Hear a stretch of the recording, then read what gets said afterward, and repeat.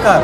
आज ज्या पद्धतीने महाराष्ट्रातील राष्ट्रवादीच्या युवक कार्यकर्त्यांनी, राष्ट्रवादीच्या पदाधिकाऱ्यांनी, कार्यकर्त्यांनी, महाराष्ट्रातील तमाम युवकांनी रोहित दादांना आज समर्थन दिलेलं आहे आणि सकाळी 7 वाजल्यापासून हजारोच्या संख्येने आज इथे युवक कार्यकर्ते, पदाधिकारी, नेते उपस्थित आहे। या सर्वांचं मी मनापासून मी आभार व्यक्त करतोय।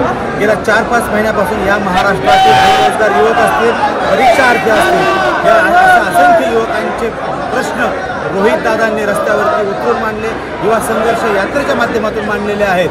आज खऱ्या अर्थाने युवकांच्या बेरोजगारीच्या समर्थन आज इथे रस्त्यावरती पाहायला मिळतं। आज मुंबई येथे जे हजारो कार्यकर्ते जमलेले आहेत रोहित दादांना समर्थन देण्यासाठी, आज त्या सगळ्यांचा आवाज हेच सांगतोय की ह्या ईडी असेल, CBI असेल, इन्कम टॅक्स असेल, या केंद्रीय तपास यंत्रणांच्या माध्यमातून भारतीय जनता पक्ष सूडबुद्धीचं राजकारण करत आहे। आज एक युवा चेहरा ज्या पद्धतीने आज युवकांचे प्रश्न मांडतोय, त्याला कुठेतरी हे महायुतीचं सरकार घाबरलेलं आहे।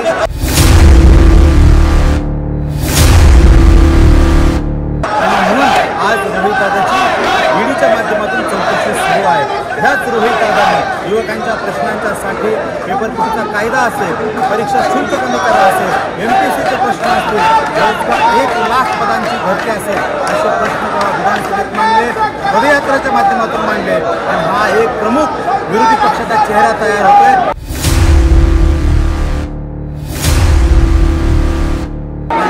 आज केवळ सूडबुद्धीने ही आज ईडीची चौकशी लावलेली आहे, परंतु महाराष्ट्रातील 13 कोटी जनता आज रोहित दादांच्या पाठीशी आहे। आज तुम्ही पाहत असाल सगळे समर्थन मला दिसत असेल की रोहित दादासाठी सगळं समर्थन आहे आणि आज मला अभिमान वाटतंय माझ्या नेत्याच्या पाठीशी आज महाराष्ट्र आहे। स्वतः पवार साहेब सकाळी 9 वाजल्यापासून आत्तापर्यंत इथे बसून आहेत।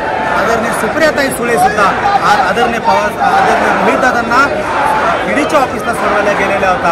आज पक्ष रोहित दादा बरोबर आहे, महाराष्ट्रातील युवक रोहित दादांबरोबर आहे आणि आज तमाम युवक रस्त्यावरती उतरून आंदोलन करत आहेत। धन्यवाद।